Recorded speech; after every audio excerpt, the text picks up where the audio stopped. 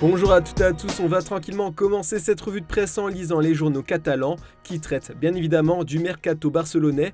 Comme l'écrit Sport ce matin, le Barça est sur tous les fronts dans le sprint final du marché des transferts. Le club compterait toujours s'offrir les services de Joao Félix. L'Atlético serait intéressé à l'idée de prêter le Portugais. Le club Blaugrana a besoin d'un attaquant supplémentaire cette saison. En plus, le club coaché par Xavi va avoir le droit à une rentrée d'argent dans les prochains jours. Le Bayer Leverkusen serait prêt à payer 20 millions d'euros pour les services d'Ezabde. Rien n'est sûr par contre au sujet du futur d'Ansu Fati. Les dirigeants barcelonais vont se réunir cette semaine pour prendre une décision à son sujet. L'attaquant, lui, ne veut pas quitter la Catalogne. Et dans Mundo Deportivo, on peut voir que ça s'enflamme fort pour la nouvelle pépite des Blaugrana, Lamine Yamal. Comme l'explique le média sur sa première page, c'est le talent de sa génération avec la plus forte valorisation marchande.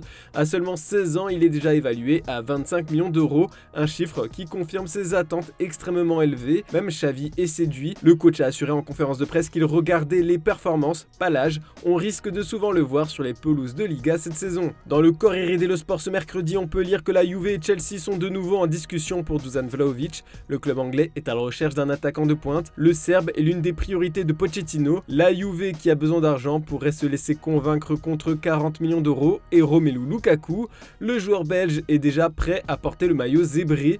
Attention tout de même à la Roma qui pourrait tout faire capoter. En cas d'échec sur le dossier d'Uvan Zapata, José Mourinho pourrait tenter le coup Lukaku, lui qui l'a connu à Manchester United et Chelsea. Pour le moment, la Roma n'a pas engagé des négociations pour Big Rom. Chelsea pourrait accepter un accord de prêt de dernière minute par désespoir. En Angleterre, ce qui fait la une des pages sport, encore une fois, c'est le futur de Mason Greenwood. Après 5 mois d'enquête, Manchester United a pris la décision de se séparer du jeune attaquant suite aux accusations de viol et d'agression physique sur sa compagne pour lesquelles il a été blanchi par la justice anglaise.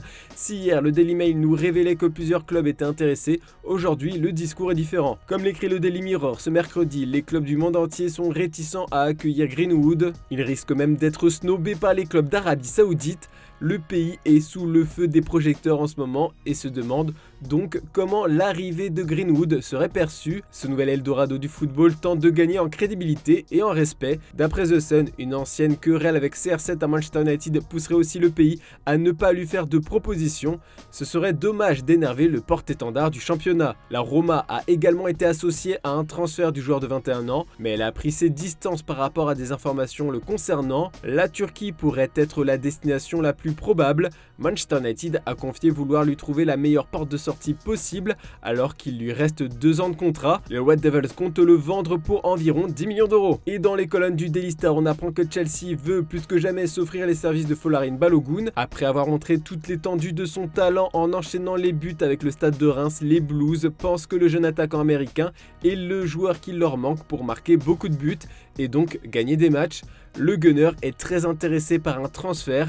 Arsenal serait prêt à le lâcher contre un peu plus de 40 millions d'euros. Le temps presse pour conclure cette transaction. Le temps, c'est ce qui inquiète également Liverpool, toujours en quête d'un numéro 6. Les Reds ont cru toucher au but en faisant une offre de 30 millions d'euros pour le milieu de terrain brésilien André. Malheureusement pour eux, selon ESPN Brésil, Fluminense a refusé. Le club brésilien ne veut pas perdre un membre essentiel de son effectif avant la fin du championnat en décembre. Jürgen Klopp aurait déjà abandonné cette piste pour un autre joueur.